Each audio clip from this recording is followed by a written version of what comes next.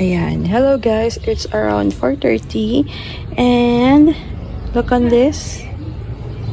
This is a Pukuriu Astrophytum or the Goryo one. And wala siyang pistil. Ayan. So kung makikita nyo, wala po siyang pistil. So sad. Diba? So, not all, yan yung sinasabi ko, not all of the Astrophytum has a pistil and not capable to give seeds. But sometimes, nagbo-bloom to, meron naman siyang pistil. So, I don't know what happened. So, meron talagang ganyang mga Astrophytum.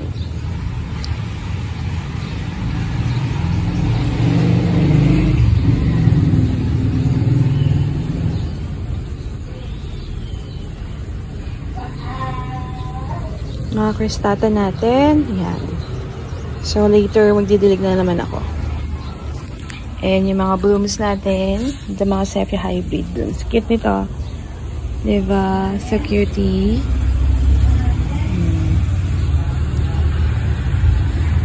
Oh, pitasin mo na ako. Ano ba? Sabi niya. Chat.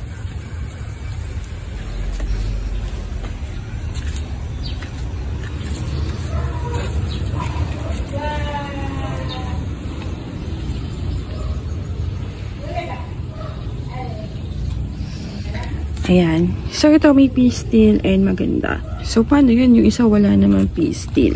Pero, paano natin siya may papollinate? So, dito, pwede natin siyang gamitin. And they are a perfect match because it's super kaputo. Ang ganda po niya as in. Oo, ayan. Oh, diba?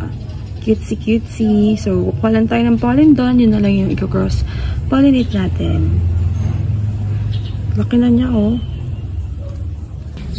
So, cross-pollinate na natin. Wala siyang pistil, pero pwede natin gamitin yung pollen niya para makapag-cross-pollinate.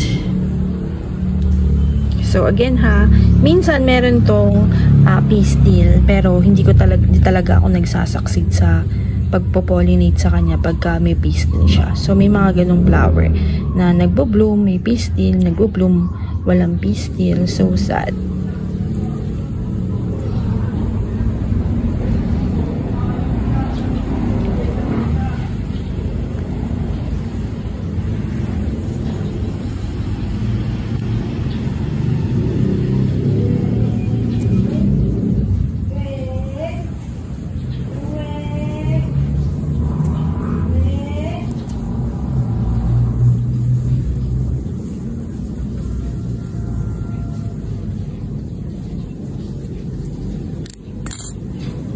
Done.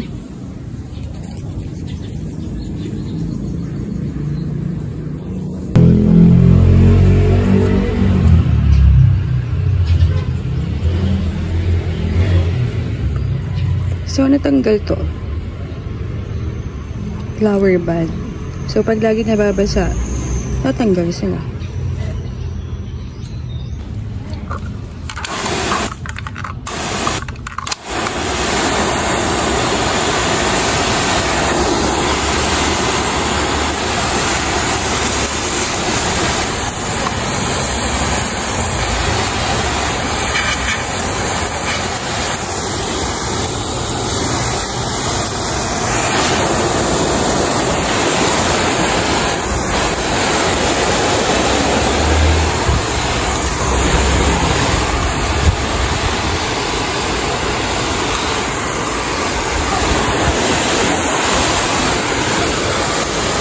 That's all for today. Thank you for watching. It's Everything Nice with Mitch. Succulent Club, maikling vlog para sa inyo.